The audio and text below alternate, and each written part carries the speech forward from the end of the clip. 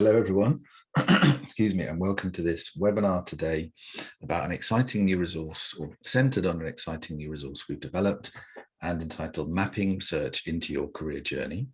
My name is Amit Kulkarni and I'm the Head of Research and Development, or actually the Head of Research and Outcomes here at the RCSLT, and I'm going to be chairing the webinar. Excuse me, I'm just going to cough. We are very fortunate today. We have some great speakers. We have Dr. Hazel Roddam, who is a consultant for research and evaluation in allied health practice.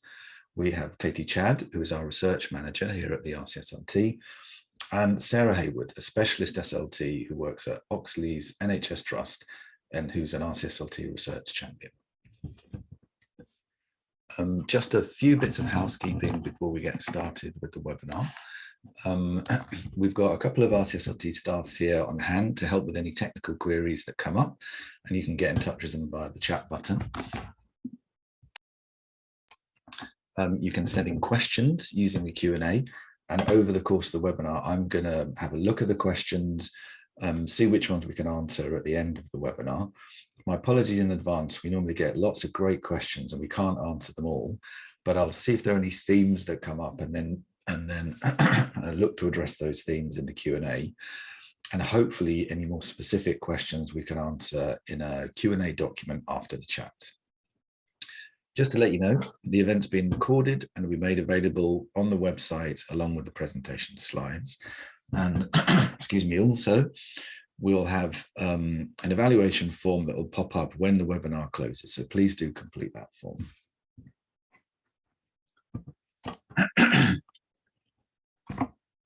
Apologies, I've got quite a cough today. I must admit it was the England game yesterday. I did had a little bit of big night, so apologies for that.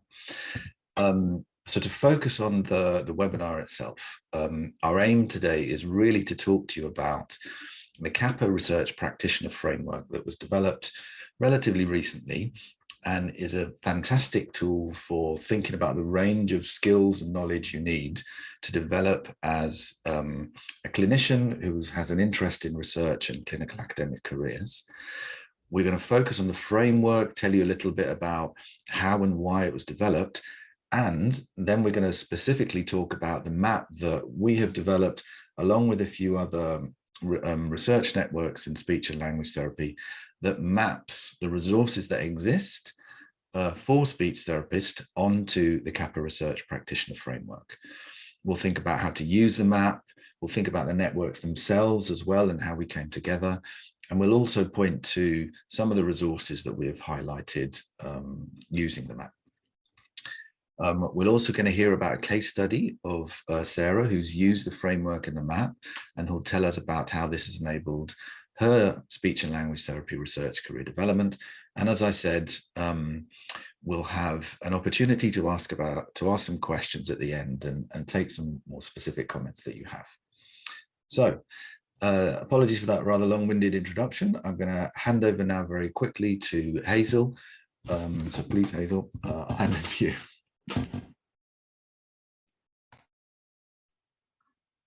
Okay, thank you, Amit, and hello to everybody. I'm delighted to talk to you today.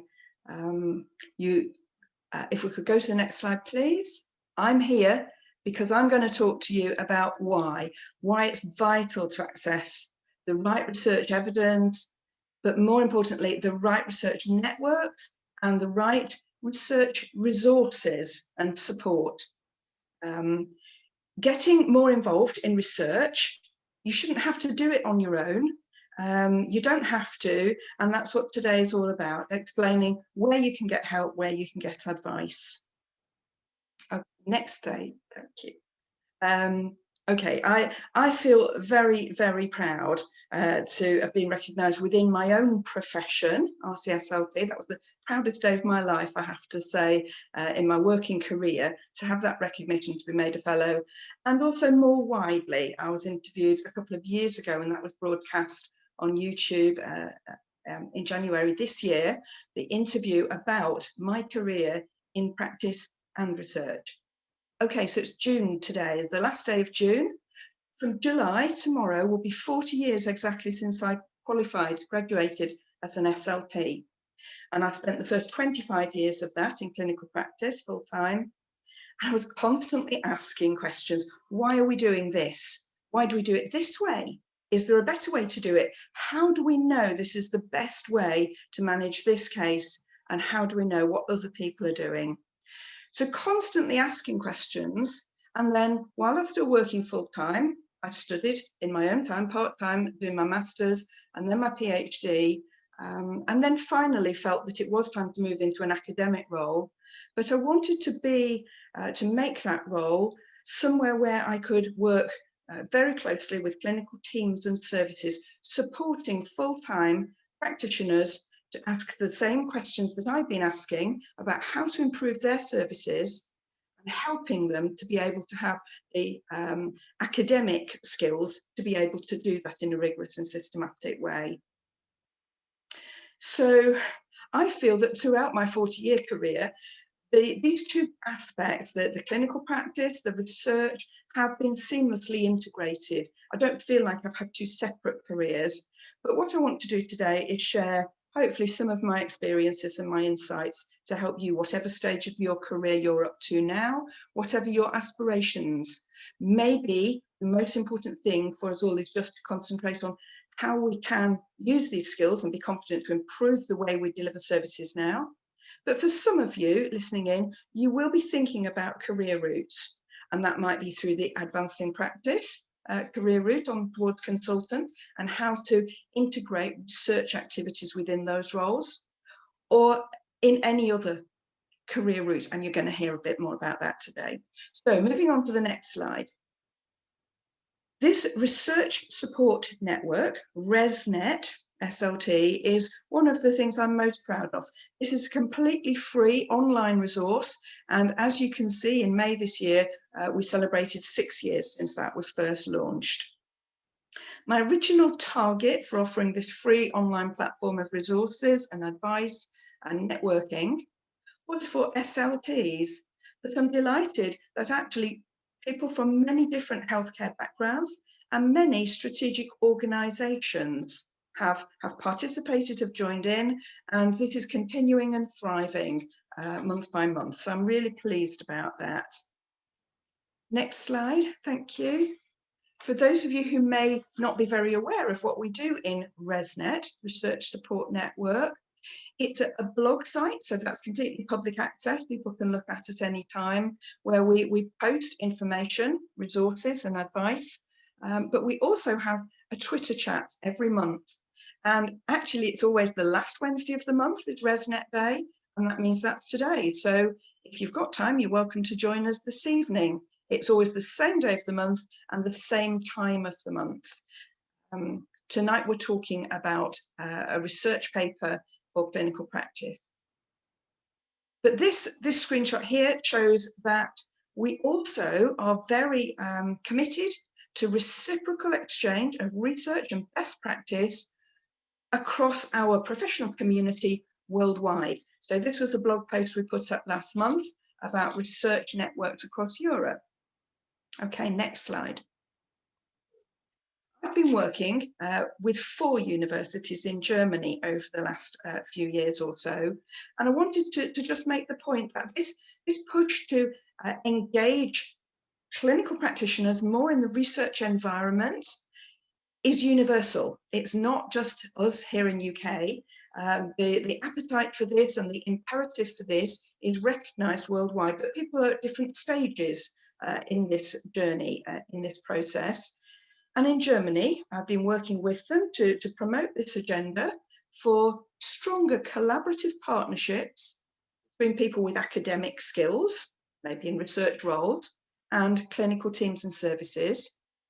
I've also been working, mentoring and developing academic programs for pre and post-registration students to help them to have more skills and confidence to engage with the research environment for their field.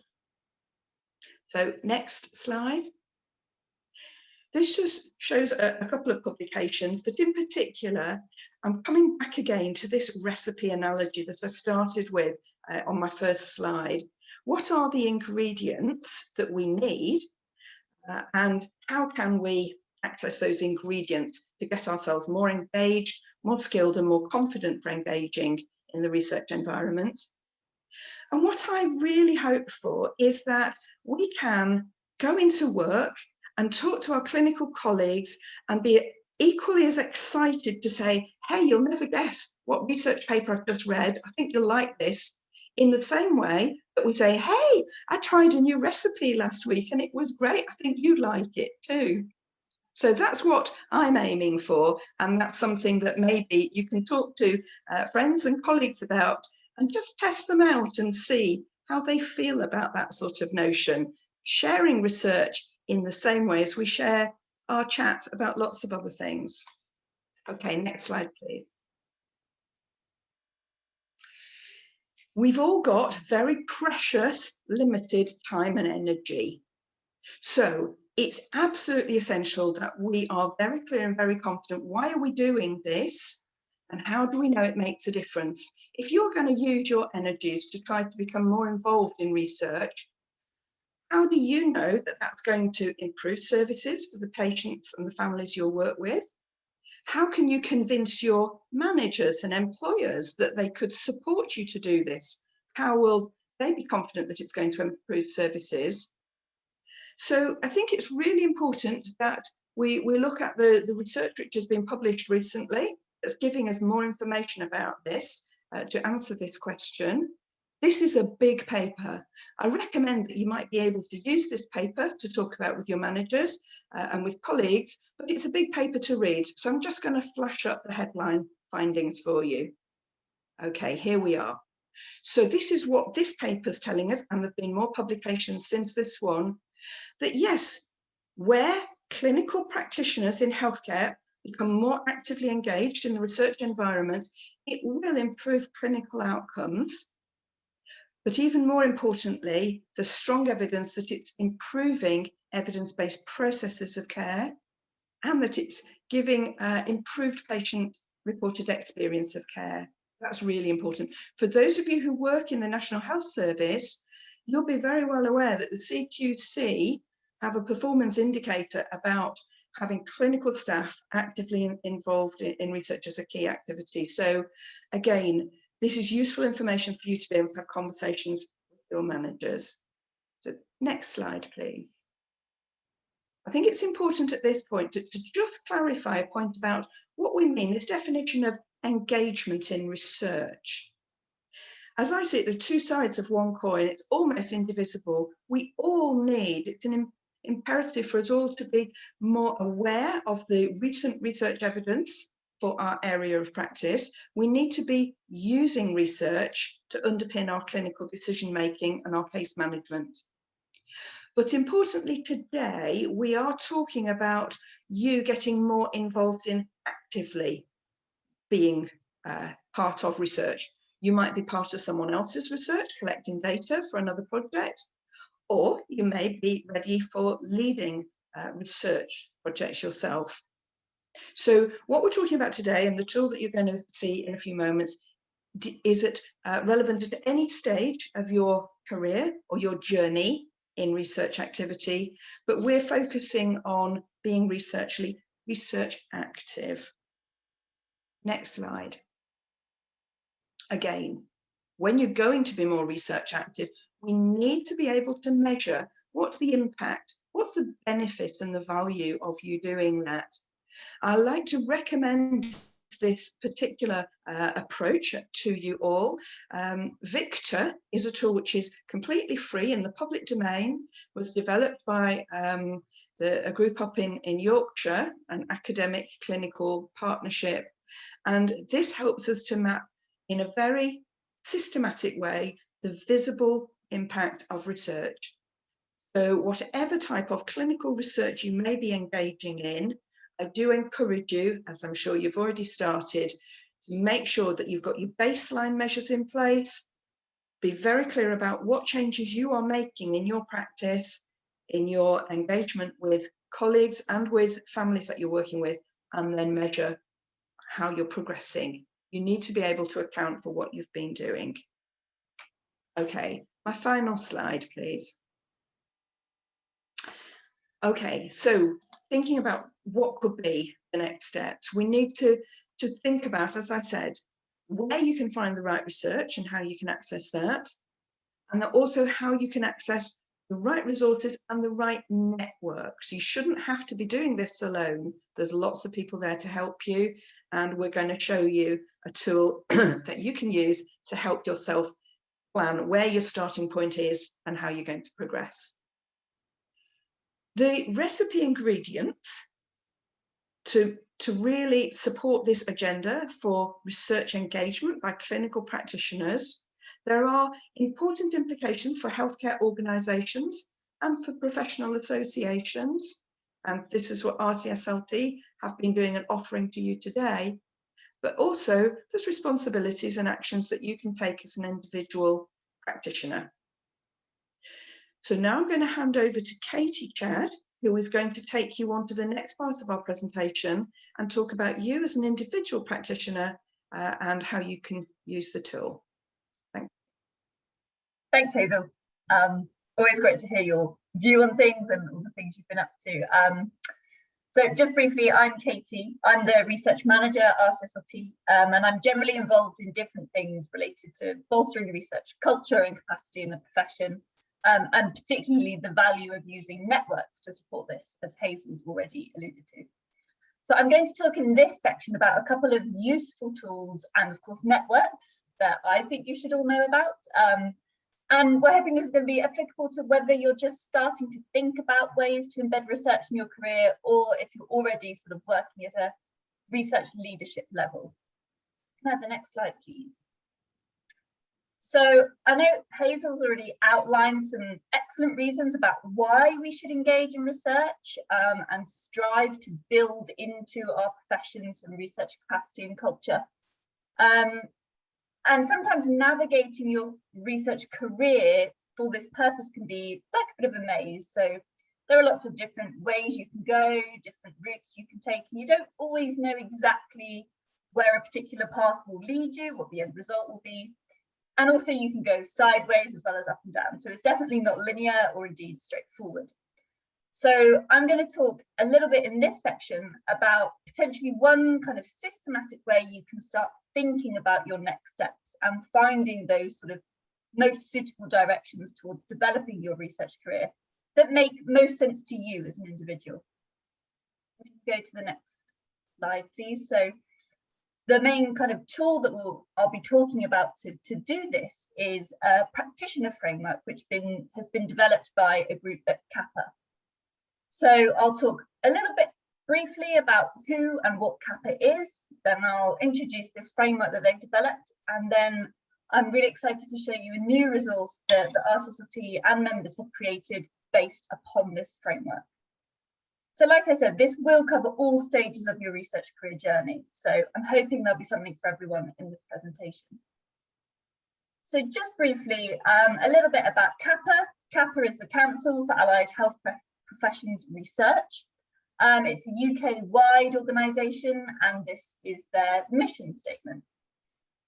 So whilst reading that statement, you can sort of see where the development of this research career framework really comes into things and helps achieve their mission. If you can go to the next slide, just sort of a bit of promotion and recognition for those of you that aren't already members of CAPA. Everyone who is an RCSLT member is automatically a member of CAPA. So all you have to do is kind of sign up to your local, so they're done in regional hubs. And you can do this via the website, and that's just a really easy way to get updated with the latest kind of activities or funding or other things that they've got going on. Go to the next slide, please. So now you kind of know a little bit about CAPA. Few key members of CAPA really diligently produced this research practitioner framework, which I've already referred to. So the aim of the framework is to really support all stakeholders involved in research career as a broad kind of topic, to develop roles, activities, and support systems that will promote research capability and capacity across a range of different settings. Next slide, please. So there is a full paper that you can read about the development of this framework, which is the references at the bottom there. But just briefly, there were really these 3 key stages to its curation. But it's ultimately the bringing together of pre-existing AHP research frameworks into something that's really practical and very applicable to practice. Have the next slide, thank you. So whilst this work was going on by CAPA, the development of this framework, this thing was happening in speech and language therapy. And it was really exciting. We noticed that there were some different innovative initiatives and networks springing up in our profession.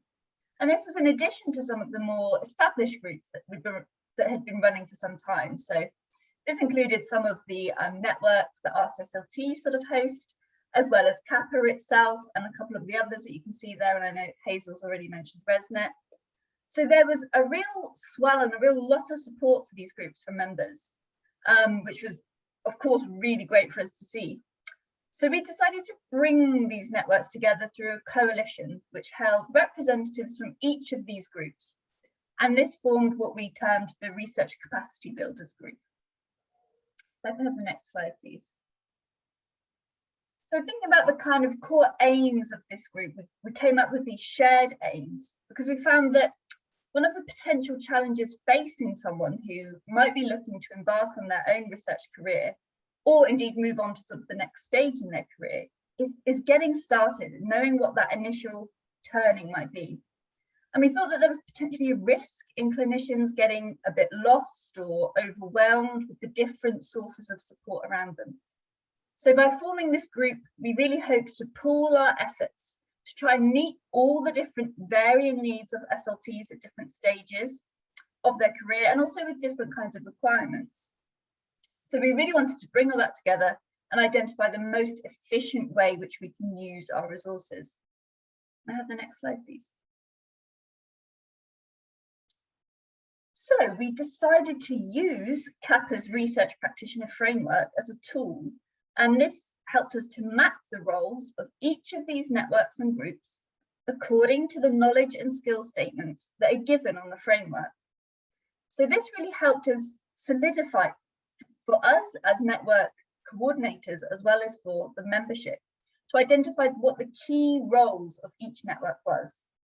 And this also allowed us to highlight where there may be gaps in support. So whether there was a particular cohort or stage of research career, sort of people that we might be lacking in support, but also areas where we were really strong and perhaps they overlapped. Can I have the next slide, please? So this sort of activity that took place over quite a few months resulted in what we decided to call the SLT Research Practitioner Framework Resource Map. So we hope this will really be of use to you as individuals and also potentially as services or teams to help plan and develop your research practice and draw on the support that's already in existence. Can I have the next slide, please? So here I'm just going to really briefly introduce you all to the resource map, but I would encourage you to visit the web page and you can download this tool for yourself. It'll probably make much more sense. You can have a click around and see what's on there, and I appreciate what's on the slide is probably really, really small. It's just to kind of give you an idea. Just wanted to note as well that on the website, if you do check it out, there's a little video tutorial on how to kind of navigate the tool. If spreadsheets aren't quite your thing, I recommend maybe just having a quick watch of that. It might help. But otherwise, I think you just go in and have a look for yourself. But briefly, along the top, you will see each of the RCB Group members. So this is all the different networks that have come together to input to this. So you can see we've got the RCSLT Clinical Academic Mentors, ResNet, RCSLT Research Champions, the CAPA NIHR AHP Research Champions, the ClinAxalt SEN, CAPA itself, and the Northeast SLT Research Network. So at the moment, all of these groups are represented on the tool. If you go to the next slide, down the side, you will see all the different elements that are listed on the CAPA framework. So these are called the knowledge and skills statements. So they're broken up into different levels, but they are all listed on the map. And also next to this, each of them are ascribed an entry level. And I'll talk a little bit more about that in a minute. So on the next slide, looking at it a little bit more in detail, I know, again, apologies, it's very small on the slide, but essentially for each of these knowledge and skills statements, all the networks that are represented have indicated whether this is something that they can support you with. So that's marked with an X, or it might be something that the network is particularly working towards, so it's an aspirational goal, and that's marked with an A. Or, you know, perhaps that's something that's not really covered in that network, and that's just left blank. But you can do a couple of things to make the navigation easier. So if you can go to the next slide, perfect. You can change the way that you view the tool. So I mentioned just briefly earlier that all of the skills are ascribed an entry level. This is something that you can filter by. So if you know you're at a particular stage in your career, or perhaps you even use the framework to identify which stage you're at, you can filter by that level and see all the elements that are most relevant to that. And then, of course, you can use the networks to see what the support systems are available. On the next slide, thank you. You can also look at what each network has to offer. So you can filter by the network. So for example, again, if you wanted to see what the Research Champions Network could support you with, you can see all these things at once. Now the next slide. And for a bit of a bonus, we've added this additional column, which kind of lists some suggested resources that you might also want to take a look at. And again, these have been listed for every single stage of the knowledge framework. Some of these are RCSLT resources. Others come from the NIHR or some other external sources that have been sort of recommended to us for publicising to people that are looking to get into research. So on the final slide is just to kind of really highlight to you, it probably makes most sense for you to go and have a look at the website that has all this information on. There's a full resource map on there, so much like the screen grabs I've just sent you, you can download the whole thing and have a click around. If you're not too keen on using things like filters, there are some pre-filtered versions that are broken down by entry levels. You can also have a look at those.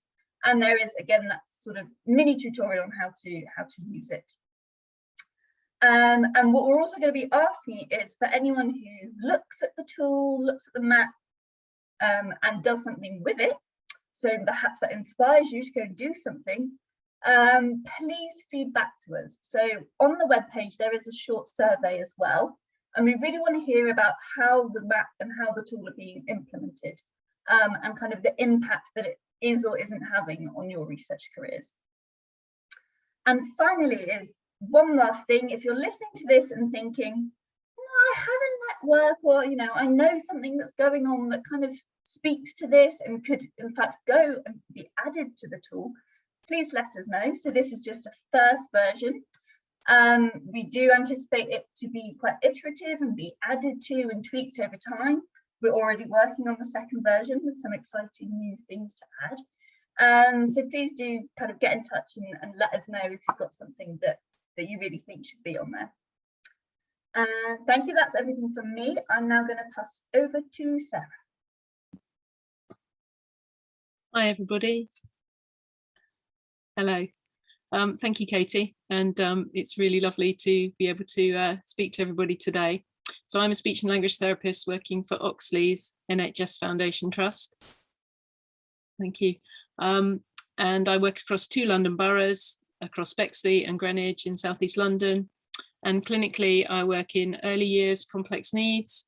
I work in mainstream school and I work in a special school as well. But I hold a research post 1 day a week, and that's really the focus of what I want to talk to you about today. Can I have the next one, please? Thank you. So I came into the SLT profession 5 years ago. I had worked as a nurse previously, and I'd worked in schools with children who have special educational needs. And I completed my MSc at University College London and became an SLT. And then after 2 years clinical practice, I applied and was awarded an NIHR pre-doctoral clinical academic fellowship. And I started that in 2019. And as part of the research and clinical skills training, I completed an MRes in applied research in human communication disorders at UCL. And I finished that last October in 2020. Can I have the next one? Thank you. So completing a year-long research fellowship changes your outlook on your practice and research. You gain new knowledge, you discover things about yourself, you form new networks with like-minded people and groups. And my SLT managers and I were very keen to retain as much of this learning as possible when I came back into clinical practice. So I was especially keen not to lose contact with the research networks I'd become part of during the fellowship, and all too aware of how difficult it can be to maintain research activity without the support of those networks and some protected time to maintain those links. Next slide, please.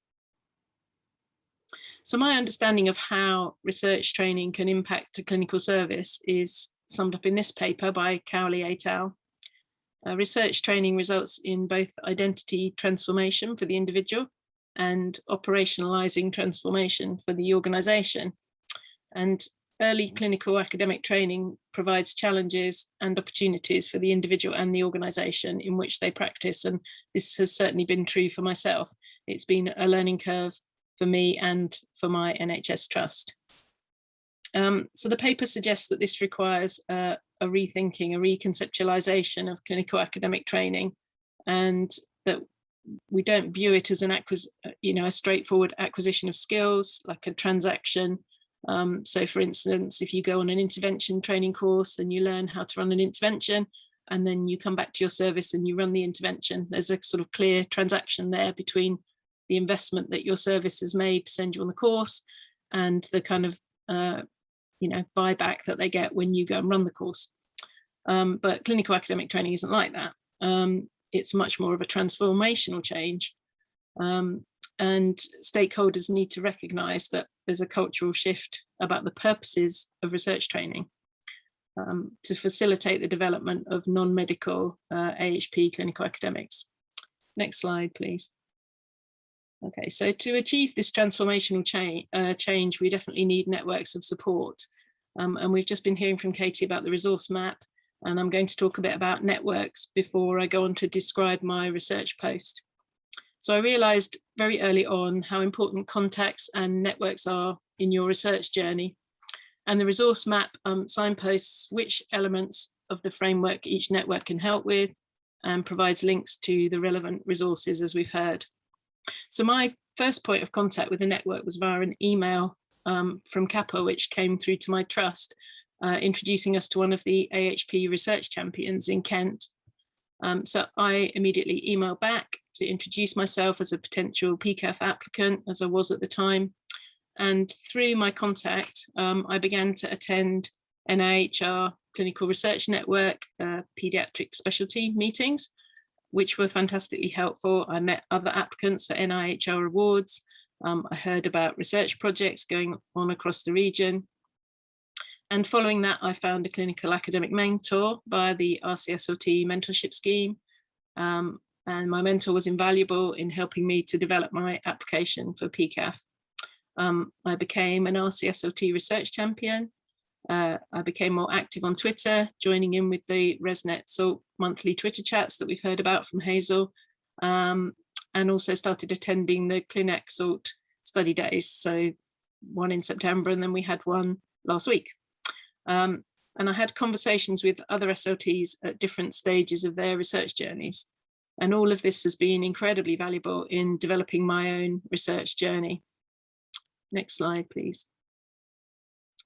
So going back to 2019, I think I attended a talk held by CAPA at King's, and I think this is where I first came across the Practitioner Framework for clinical research skills and knowledge. So I went away after that meeting and downloaded a copy. I shared it with my SLT managers. I had a good look at the framework early on in my PCAF year and shared it as a way of evaluating how my own research skills were developing. And it was very useful to rate my development on the scale between sort of awareness, where every qualified SLT should be, through to sort of core and intermediate skills. And I found that I sort of recorded myself at a mixture of levels for the different areas of the framework. You know, some were at core, some I felt were sort of nearer intermediate, some in the middle. And I think knowing your own level of competence can really help to focus the level at which you can engage in research. It can guide the steps for your own development and indicate at what level you might want to mentor other people. And it will also guide your level of access to the resource map. Next slide, please. So these are the 8 domains within the framework. And as I was looking at this with my managers, you know, some of them were more relevant to a kind of emerging job role than others. In my trust, we looked at the descriptors within each domain to develop 6 broad areas of practice for a new SLT research champion post. And this was to be funded equally by the 2 SLT teams that I work across. So if we go to the next slide. Okay, so these were the areas that we developed, which emerged from the framework: developing awareness, building capacity, building the profile of the role, identifying stakeholders, completing projects, and evaluating impact. And these form the job description for my 1 day a week post. So you can see there's quite a lot to do in 1 day a week. So I successfully applied for the job at the end of my PCAF, and I've been working across these 6 areas for the past 8 months. So I'm now going to give you some examples of what that's entailed in the next few slides. So all of these areas link to some of the knowledge framework statements, as you can see above. So the numbers on these arrows relate to the domains of the framework from which these statements are taken. And you can see that, you know, several different domains feed into each area of my job. So as part of developing awareness of research, I produce a bi-monthly evidence-based practice newsletter, which features events, journal articles, and I like to showcase in-house kind of projects or any publications that have come from our team. I organise study days and events 3 times a year, featuring research projects of interest, and I try to involve team members in relevant projects which have developed through my network. Next slide, please. So to build capacity, I started by meeting with all the SLT teams within my trust to identify existing knowledge, skills, and research opportunities within those teams. I offer peer support and mentorship to staff wanting to be more involved in research, or service improvement, or evaluation or audit. I provide signposting and advice to direct people to the networks and to opportunities for research. And I promote the development of skills at kind of awareness and core level across our team. Next slide, please. So to identify stakeholders, I'm currently working with our service users in our trust research network groups, and working within the trust infrastructure to identify areas where I might be able to contribute. So for instance, I've been speaking to our trust kind of values officer to look at how we link the work that I'm doing to our trust values. And I've also been meeting with our kind of head of diversity and equality to kind of link projects in with them as well. So building the profile of the role. So networking and relationship building carries on both inside and outside my trust. For instance, the officers that I've mentioned, values and equality and diversity, working with our research and development department. And I'm also involved in some external research networks through University College London, Manchester Metropolitan University, and I've been doing some work with the Talking Mats research network as well. Next slide. Okay, so I've also been involved in a number of working groups relating to audit and quality improvement, sort of looking at our care pathways and how those can be informed by research. And I'm currently leading a service improvement project in collaboration with the National Communication Access UK team, and one of my SALT colleagues who works in forensics. I've just started a new project, a joint project with Talking Mats, which we're involving some of our therapists in. So I think this kind of comes back to how is a post like this evaluated, and Hazel's already spoken about this. So currently we have a list of actions for my post, so we can tick off, have I done it or not? So that's a very kind of straightforward way of evaluating. We've also gathered some feedback from the projects, from our stakeholders. I've got evidence of conversations and networking that I've been involved in, but it's much harder to capture this idea of transformational change, and that's something that I still think is a work in progress when we're thinking about how do we measure that. So I hope this sort of insight into my research journey has been helpful and inspiring for some of you. My next steps, I'm going to start my PhD at University College London in September.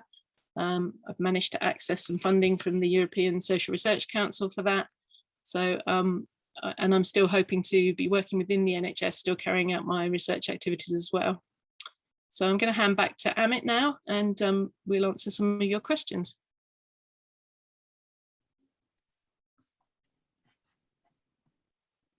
Thank you so much, everyone. That's been fantastic to hear from Hazel about some of your fantastic, just some, I guess, of your fantastic initiatives to support research capacity, capability and culture in speech and language therapy, including that recipe for success. Also great by Katie to be introduced to the Research Capacity Builders Group, to CAPA, to their research practitioner framework and the resource map that we have developed for speech and language therapists that maps onto this. And then, of course, to hear about Sarah's journey was fantastic. And hopefully that provides a working example of how the framework and the map can enable a research-orientated clinical career. And Sarah, look forward to hearing more about your PhD and other exciting things to come. I've been trying desperately to keep abreast of questions and other thoughts that had cropped up while I was listening to their presentation. And I think there are some themes that are coming out in terms of career balance and when and how to start with a research or clinical academic career.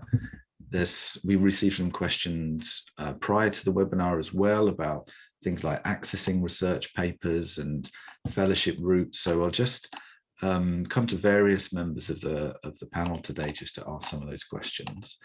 So to begin with, I'm just going to ask what hopefully is a more straightforward question and I'm going to come to you, Katie, if that's okay. This is a question that we received prior to the webinar about any advice around the best places to find research for free. Could I come to you for that, Katie? Yeah, sure. So first off, my tip would be use the RCSLT Journals Library. So included in your RCSLT membership is free access to thousands of different journals, and they've been pretty much picked to be suitable for SLT. So you can access all of those through the RCSLT website. You can just search for journals and that should come up. So that would be my first point of call. Secondly, if you are employed by the NHS, you will be provided with sort of an Athens login, which will again provide you free access to thousands of different journals. If you're not sure about that, perhaps speak to your research and development department or your informations team at the NHS, and you can probably access lots through that route as well. There are often a couple of other kind of places you can look. So some universities will have like alumni access, so perhaps where you studied before, you might be able to get a login for some kind of, possibly some limited use, but definitely should be able to get access to some research journals through there. The RCSLT also has an agreement with a couple of different universities across, I might pull you in a minute, but I think a couple of different universities across the UK that have a special kind of agreement with RCSLT that you can access some of their SLT library resources. So again, okay, Amit's nodding, so I got that right. So again, there's like there's another option to have a look. And increasingly now papers are being published open access, so always look out for, there's often a little open access symbol, which hopefully you'll find on lots of papers now. Thank you so much, Katie. And I think I posted the link to our journals collection webpage in the chat, and that has not only the information about the journals that we purchase access to on behalf of members and you can access, but also some of those other schemes that Katie was talking about. So access through university libraries and other sources like that. I'm going to move on to some questions that we've had around fellowships, because I think they're really interesting. And I'm sure that's I just feel that's a really relevant topic for this chat. We've had a question about the NIHR fellowship, for example. This is a specific one. Do we have any knowledge of the pre-doctoral fellowship, how easy or difficult it is to get onto the program? I just want to start by saying that as Katie discussed during her part of the talk, we have a group called our Clinical Academic Mentors, who are a group of speech and language therapists who have started in some way on their clinical academic journeys and are really happy to provide some mentoring advice to others who are interested in doing the same. So if you go to our website, you can access the form to apply for a clinical academic mentor, and then Katie will look for someone who is suitable for you, who is kind of at the right level, and start to provide that type of advice. There's one thing I wanted to mention. Hazel, I think you had some thoughts as well about for any of these schemes, you really need to think about the time that's needed to prepare. Would you like to say more about that? Yes, thank you, Amit. I think that there's so many of us, so many of you listening today who've got, you've got the passion, you've got the appetite to want to research and evaluate your practice or to investigate a new question. You've got the time, you need the academic support, but you need to make sure that you recognize this is a really serious competition to get these prestigious awards and fellowships. So give yourself the best chance possible. Many people have knocked on my door and said, please, will you help me prepare my application? The deadline's in a fortnight. And even less than that, you know, the deadline is next week. So you've got to be realistic about this. Give yourself plenty of time and find someone that can help you. So you've already had a suggestion of being linked with an RCSLT mentor. There are the CAPA, Clinical Academic Mentors.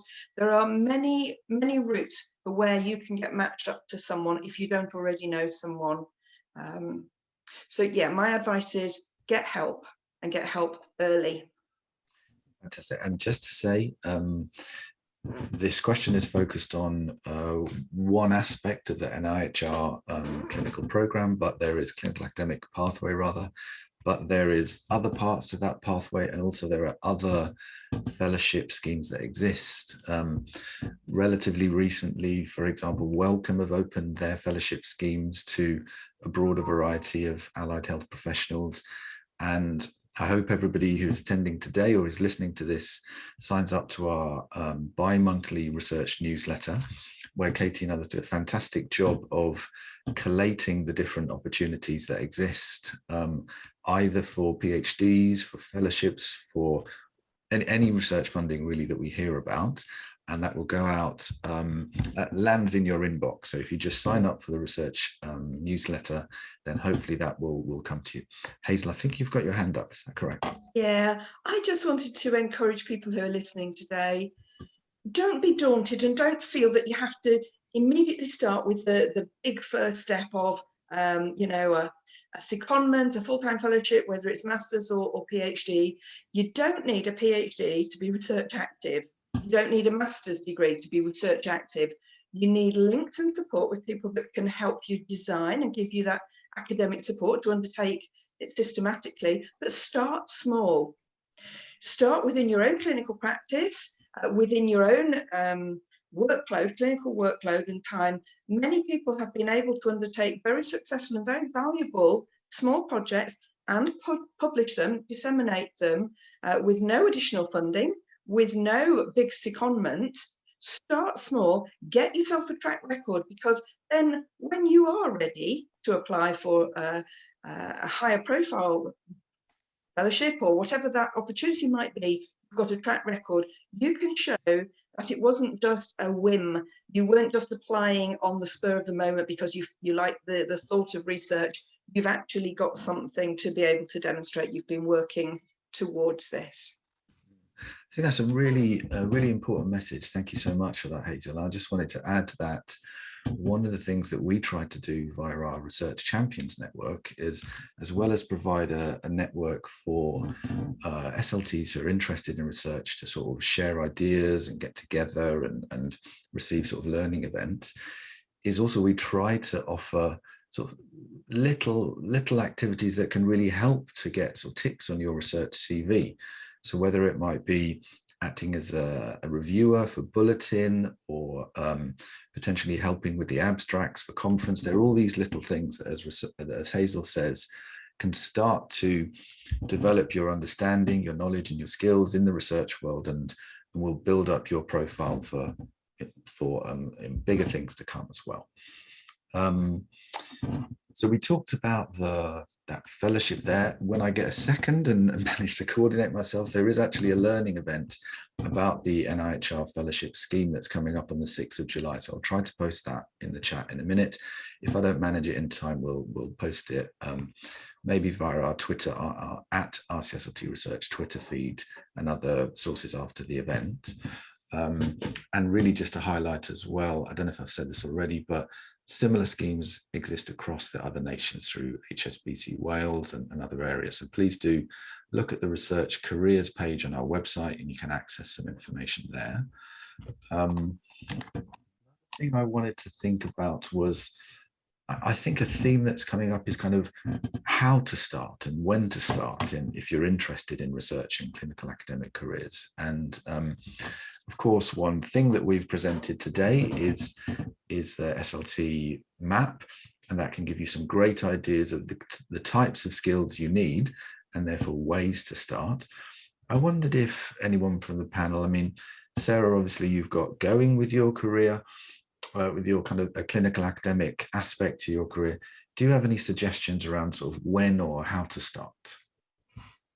I mean, I would say, you can never start too early, really. I mean, I think the NIHR fellowship specify that you need a year's clinical practice, which is not very much. I mean, I'd only had a couple of years. I was still a band 5 when I applied. So that needn't be a barrier. I think what matters is that you can, as we said, demonstrate that you're committed and it's not, not just something you've done, woken up one morning and decided to do. So I would sort of echo what Hazel was saying, get involved in some, QI projects, some audit, some service evaluation. You can show that you've been interested and you've been involved in things before you apply. But, I think there's a benefit for people at every stage of their career, beginning to sort of build research in. Yeah, I think that makes me think about one of the other questions or themes that have come up, which is about consideration of research in clinical academic careers if you're in independent practice. I think your comments there and Hazel's comments previously about don't be completely focused on some of the fellowship schemes, because we know, unfortunately, that some of them might not be quite as accessible to therapists in independent practice. But I do think look at the details and do look at everything that's out there. I know, for example, there's an NIHR scheme which is now open to clinicians who are employed by local education authorities. So that's not a kind of a traditional NHS role, and it may be an opportunity for those that are in more independent style settings. I think also your comments, Hazel, about getting involved in all sorts of research activities really speak to this. I don't know if anybody would like to comment any further about that question about independent practice. Hazel, I'll come to you. Well, I've just got what I think would be my top tips for people. So top tip number 1, network. Make friends locally. Find out other colleagues who you can talk to and find out their experience. You need local friends, including your managers. They need to know what your interests are so they can support you better. Tip number 2, network.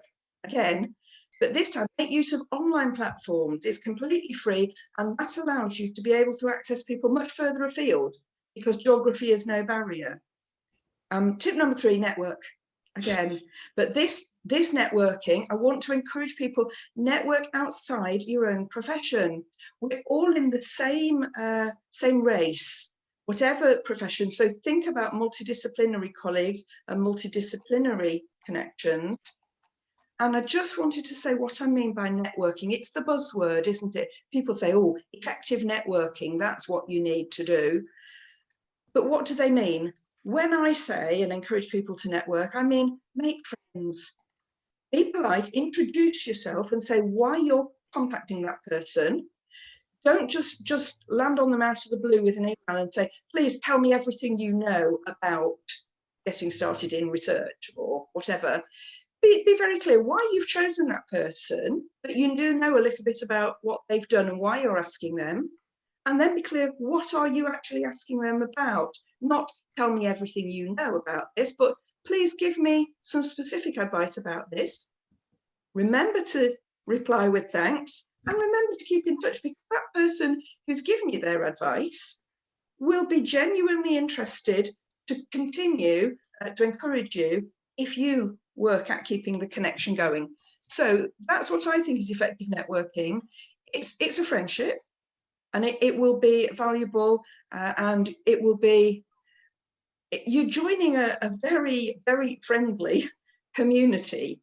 People want to help each other, and so please don't be frightened, don't be daunted to get in contact. Thanks so much, Hazel. That's a really nice conclusion to that. I really feel like that's come out strongly at Research Champion Days and other events. People are, with the Clinical Academic Mentors group as well, people are really invested in this. There's so many speech therapists who are interested in research and clinical academic careers and interested in supporting others and supporting our profession to grow in this area. So definitely those comments about you're coming into a really friendly world, they resonate with me. I'm so sorry that I thought we had ages for the Q&A, but it has whizzed past. There's so many more questions that people have posted that I really would like to have addressed. We will try and address them probably in themes, if not individually, in a Q&A document after. So do look out for that. Thank you again so much to all the panelists here for giving us your sage advice and letting us know about the resources that have been developed. I actually really wanted to come and do what everybody's top tips at the end, but I think we're running out of time, so I'm not sure we're able to. I just wanted to mention a couple of things. So I posted the link to the fellowship event for the NIHR Clinical Academic Pathway coming up in July. So I guess for therapists in England in the NHS, do have a look out for that. But for others, please do look out for information in our research newsletter from our RCSLT research Twitter feed and other sources, because there are many other fellowships that exist. They may not be as comprehensive, but there are other opportunities for you. And please remember what Hazel was saying about, it's not just about the fellowships. There's so many other ways you can embark upon this journey, and do keep those in mind. Just to alert you a couple of final things. CAPA that Katie was talking about have a survey out at the moment that's looking to understand research across AHP at the moment. So I've posted the link to their survey. It'd be great if you could complete that survey. They'll be looking at sort of research across AHP, but they're also considering doing subgroup analyses so we can get really detailed insights about the state of research capacity and culture in SLT from this. So it'd be really fantastic to get your input. I just want to let you know as well, we've talked about our research, our careers pages from the research webpage within the RCSLT website. There's some useful information in there, but we are aware that actually it does need a little bit of an update. So we've just launched a project looking to recruit people to help us to update that. So if you're interested, I've just posted a link there, and hopefully we will process that over the tail end of this year, and we'll have some new web pages, or at least new content on the web pages at some point at the start of next year. I think really I should stop rambling on now and just say a final thank you both to all of our panelists and to everyone for who attended today. We're really interested to hear more from all of you who are interested in research and clinical academic careers. So get in touch with me and Katie at the RCSLT or Hazel through ResNet and other sources. Please do join the Research Champions Network, and as Hazel says, start to dip your toe or continue to develop your expertise, and we'd love to hear from you. So thank you so much for attending today. I'm going to wrap up there and wish you all the best of luck with your speech therapy research and clinical academic careers. Thank you very much.